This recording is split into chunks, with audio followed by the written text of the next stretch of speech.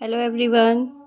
मैं उर्वशी लेके आई हूँ आपके लिए फिर से एक वीडियो जिसमें हम करने वाले हैं विराम चिन्ह, जिन्हें इंग्लिश में कहते हैं पंक्चुएशन मार्क। और ये छोटी क्लासेस में ख़ास तौर से 8, 9, 10th क्लासेस के लिए बहुत ज़्यादा यूज़फुल वीडियो है। और इसे हम देखते हैं कैसे हम कहाँ कैसे कोई विराम चिन्ह लगाते हैं। आइए स्टार्ट करते हैं विराम चिन्ह की वीडियो और देखते हैं कैसे हम यूज़ करेंगे, कितने प्रकार के विराम चिन्ह होते हैं। चलिए स्टार्ट करते हैं। तो सबसे पहली बात आती है विराम चिन्ह होता क्या है। तो जितने भी जैसे हम फुल स्टॉप है, कोमा है, इन्वर्टेड कोमा है, इन्हें कैसे यूज़ किया जाता है, कहाँ पे लगाया जाता है, इसमें वीडियो में हम देखने वाले हैं। तो भाषा को व्यवस्थित और स्पष्ट बनाने वाले चिन्हों को ही विराम चिन्ह कहते हैं। सबसे पहली बात तो यही आ गई है कि किसे विराम चिन्ह कहते हैं। जब भाषा को व्यवस्थित और स्पष्ट बनाने वाले चिन्हों को विराम चिन्ह कहते हैं। आइए देखते हैं कितने टाइप के होते हैं। कुछ प्रमुख विराम चिन्ह देख लेते हैं। जैसे सबसे आता है पूर्ण विराम, और जिसे कहते हैं फुल स्टॉप। फुल स्टॉप कहाँ लगाते हैं? जब सेंटेंस कंप्लीट हो जाता है तो वहाँ पर हमें क्या लगाना पड़ता है? फुल स्टॉप लगाना पड़ता है। ठीक है। तो प्रश्नवाचक और विस्मय सूचक वाक्यों को छोड़कर अन्य सभी प्रकार के वाक्यों के अंत में इसका प्रयोग किया जाता है। ठीक है। किन किन को छोड़ेंगे? एक तो विस्मय आदि बोधक जो शब्द होते हैं उनको छोड़ के, और प्रश्नवाचक जो सेंटेंस होते हैं उनको छोड़ के सभी जगह इसका प्रयोग किया जाएगा। जैसे एग्जाम्पल है, रंजना कल शॉपिंग मॉल गई थी। ठीक है। रंजना कल शॉपिंग मॉल गई थी, सेंटेंस कंप्लीट हो गया और आपने क्या लगा दिया? यहाँ पे लगा दिया पूर्ण विराम। नेक्स्ट एग्जाम्पल है, उसके भाई के जन्मदिन के लिए केक का सामान खरीदना था। ठीक है।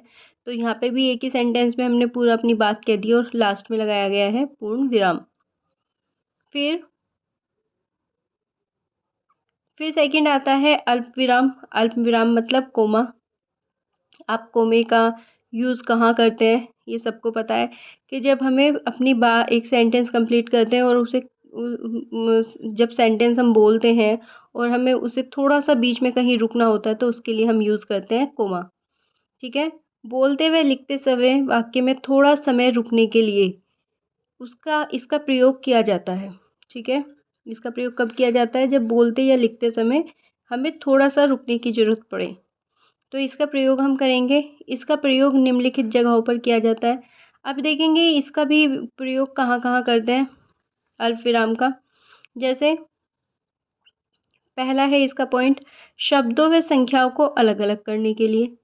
जब हमें बहुत सारी संख्या दे रखी है या शब्द दे रखे हैं और हमने अलग अलग बताना है, बीच में रुकना है, तो हमें इस अल्प विराम का प्रयोग करना पड़ेगा। जैसे लाल किला, ताजमहल, कुतुब मीनार आदि भारत की प्रमुख ऐतिहासिक इमारतें हैं। ठीक है। और संख्याओं में क्या देख लेते हैं? अगर हमें 2, 4, 6 एक साथ लिखने हैं तो हमें 2, 4, 6, 8, 10 आदि इस तरह से हमें लिखना पड़ेगा। नेक्स्ट आता है वाक्य के शुरू में जी हाँ, हाँ या नहीं में अगर अपना उत्तर दे रहे हैं तो भी हम अल्प विराम का इस्तेमाल करेंगे। जैसे नहीं, मैंने तो फ़ोन नहीं किया था। तो हमने आंसर किस में दिया? नहीं में, और हमने यहाँ पे क्या लगाया? कोमा लगाया। जी हाँ, आप यह कार्य मुझ पर छोड़ दीजिए। तो यहाँ जी हाँ के बाद भी हमने क्या लगाया? कोमा लगाया। नेक्स्ट आता है संबोधन के बाद। संबोधन किस तरह का? सुनिए, क्या आप मुझे इस समय कुछ एडवांस दे सकते हैं? तो हमें अपनी बात कंप्लीट करनी थी, तो सुनिए, सुनिए के बाद क्या आएगा? कोमा आएगा। तो जब हमें अपना सेंटेंस पूरा करने से पहले बीच में कहीं थोड़ा बहुत भी रुकना पड़े तो हम किसका इस्तेमाल करते हैं? हम फिर वहाँ पे अल्प विराम का इस्तेमाल करते हैं।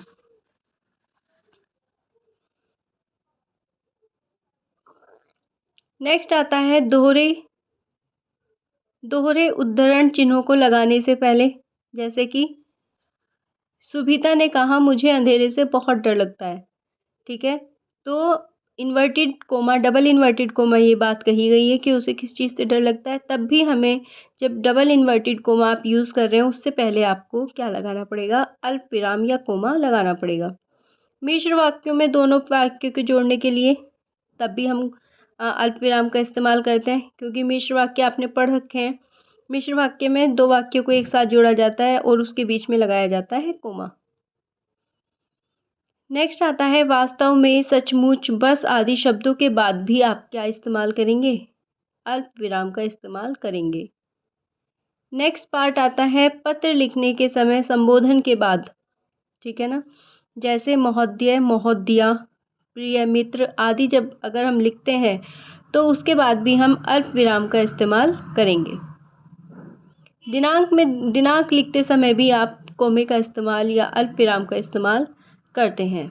फिर आता है, इसके बाद आता है थर्ड पॉइंट, अर्ध विराम। अब ये अर्ध विराम इंग्लिश में कहते हैं सेमीकोलन। ये क्या होता है? इसमें क्या होता है? पूर्ण विराम से कम तथा अल्प विराम से ज़्यादा समय रुकने के लिए इसका प्रयोग किया जाता है, ठीक है ना। अगर हमें पूरा रुकना है तो पूर्ण विराम लगाएंगे और हमें थोड़ा बीच में रुकना है तो अल्प विराम लगाएंगे। लेकिन अल्प विराम से भी ज़्यादा अगर हमें समय रुकना है तो इसके लिए हम अर्ध विराम का प्रयोग करते हैं। जैसे आप एग्जाम्पल देखिए, एक दूसरे से गुथे हुए छोटे वाक्यों व उपवाक्यों में अर्ध विराम का प्रयोग किया जाता है। जैसे सूर्योदय हुआ, अपने आप में कंप्लीट हो गया सेंटेंस, लेकिन हमने पूरा सेंटेंस न दे करके हमने इसे शॉर्ट में ही छोड़ दिया, इसलिए हमने यहाँ पे अर्ध विराम सेमीकोलन का इस्तेमाल किया। चिड़िया चहचहाई, ठीक है।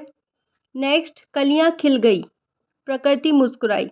तो इस तरह के अगर वाक्य आते हैं तो इसमें हम यूज़ करेंगे अर्ध विराम।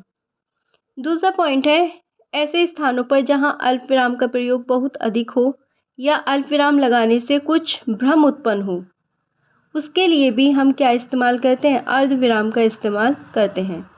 जैसे पर्यायवाची शब्द जल के लिए है पानी, नीर, वारी, ठीक है। और साथ में हमें इस पृथ्वी के लिए भी लिखना पड़ेगा। जैसे पृथ्वी के लिख रहे हैं साथ में, तो पृथ्वी का हो जाता है भूमि, धरा और वसुधा। तो पृथ्वी और जल के बीच में आप लगाएंगे अर्ध विराम, ठीक है। आई होप कि समझ में आ रहा है जो मैं समझाना चाह रही हूँ। फिर आता है उपविराम। उपविराम, इसे कॉलन बोलते हैं। उपविराम का प्रयोग निबंध, अनुच्छेद, कविता आदि के शीर्षक में किया जाता है। जैसे कि डिजिटल उपवास, युग की आवश्यकता। और एग्जाम्पल देख लेते हैं, दहेज एक सामाजिक कलंक। तो इसमें अगर आपको ये उपविराम देखने में डबल डॉट जैसा होता है तो इसे कॉलन बोलते हैं। तो ये इस तरह के जब हम कोई टाइटल देते हैं उसमें ये लगाया जाता है। फिफ्थ आता है प्रश्नवाचक चिन्ह। ये बहुत ही सिंपल होता है, सबको पता होता है। अगर प्रश्न पूछा जा रहा है, प्रश्न वाला कोई वाक्य है, तो उसमें प्रश्न चिन्ह का हम इस्तेमाल करते हैं। जैसे हम किसी से कोई प्रश्न पूछ रहे हैं, आप यहाँ कब से खड़े हैं, क्वेश्चन पूछा गया तो प्रश्नवाचक चिन्ह आ गया, ठीक है। आप कहाँ जा रहे हैं, कुछ क्वेश्चन पूछा गया, वहाँ पे भी प्रश्नवाचक चिन्ह आ गया। नेक्स्ट आता है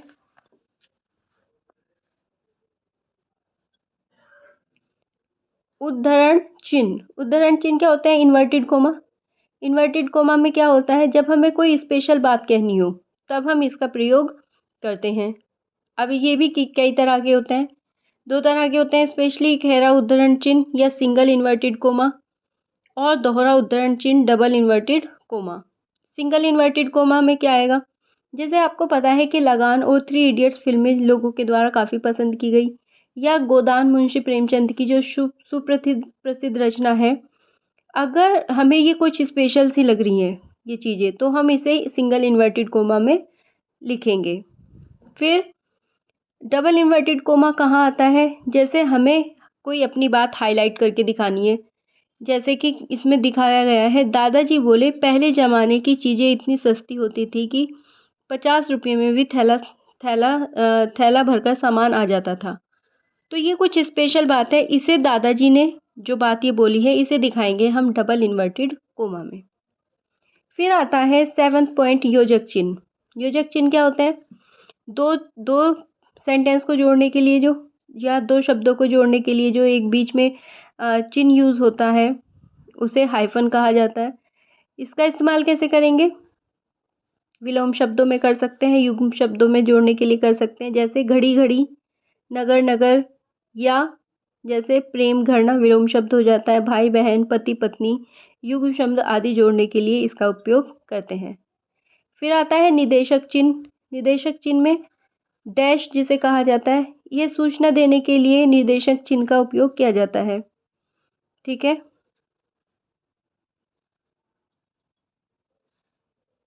जैसे संवाद लिखते समय पात्र के बाद हम ये लिखेंगे, दोहरे उद्धरण चिन्ह को पहले अल्पविराम की जगह निर्देशन चिन्ह का प्रयोग किया जाएगा। फिर नेक्स्ट आता है विस्मय आदि विस्मय सूचक चिन्ह। अब जैसे आपने विस्मय आदि सूचक शब्द पढ़ रखे हैं, उनके बाद जो मार्क लगाया जाता है उसे विस्मय आदि सूचक चिन्ह कहा जाता है। तो ये कहाँ पे लगेगा, जैसे आप कुछ मन के भाव प्रकट करने वाले जैसे कुछ वर्ड्स होते हैं, जैसे वहाँ कभी हम हर्ष दिखाते हैं, खुशी दिखाते हैं, उसके बाद ये शब्द लगाए हुए शब्दों के बाद ये चिन्ह लगाया जाता है, वहाँ के बाद ये चिन्ह आ गया, क्या बात है, इसके बाद ये चिन्ह आ गया, तो इसे एकदम देखते ही पहचान लेंगे। तो ये शब्द ये चिन्ह क्या कहलाता है, विस्मय सूचक चिन्ह। ठीक है। नेक्स्ट आता है लाघव चिन्ह। लाघव चिन्ह क्या होता है, जैसे किसी शब्द को संक्षिप्त में शॉर्ट में अगर हमें लिखना है तो इसके लिए इसका प्रयोग किया जाता है। जैसे डॉक्टर के लिए डॉक्टर हम पूरा ना लिख के डे डॉ और डॉट जैसा हम लगा देते हैं, इसी को लाघव चिन्ह कहते हैं। ठीक है। फिर आता है त्रुटिपूर्वक चिन्ह, एरर साइन। ये कहाँ होता है, ये बच्चों को सबको पता है कि अगर हम कोई सेंटेंस लिख रहे हैं और बीच में हमारा कोई वर्ड छूट गया है तो हम इसका इस्तेमाल वहाँ पे करते हैं, अपना जो शब्द है उसके ऊपर लिख देते हैं, त्रुटिपूर्वक चिन्ह। फिर आता है कोष्टक ब्रैकेट। इसे आप कहाँ देखेंगे, वाक्य में आए किसी शब्द का अर्थ लिखने या क्रमांक डालने को कोष्टक का प्रयोग किया जाता है। जैसे आप नंबर डाल रहे हैं 1 2 3 4 या क्या कहेंगे, अगर आप इस तरह का कोई नंबर डाल रहे हैं तो उसके लिए कोष्टक का उपयोग किया जाता है। आई होप कि ये सारी चिन्ह आपको समझ में आ गए होंगे। वीडियो अच्छी लगी हो तो लाइक करें, शेयर करें और सब्सक्राइब करें हमारे चैनल को।